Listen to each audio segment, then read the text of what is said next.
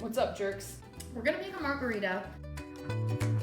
We're making two? We're making two margaritas because one's gonna be a Cadillac Margarita. That we're gonna use a little floater of Grand Marnier. Explain a floater. It's when you poop in it, Yep. rises to the surface.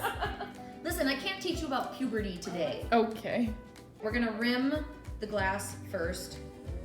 So basically just wet and then just, all right, do that. You have to shake a margarita. I like to do my margaritas really strong. So I'm gonna put 2 ounces of tequila in here. Let's say 3/4 ounce of triple sec. If you wanna make it skinny, then just don't. Just, you know what, just slam a couple shots of tequila. I put like 1/4 ounce if I do put simple syrup in it at all.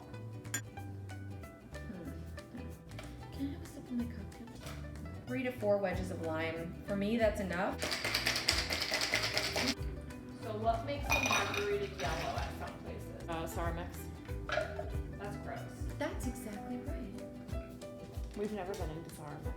No. It's very For this one, since this is a Cadillac Margarita, we're gonna put just a little less tequila in it. Put a little less tequila in because we need to leave room for the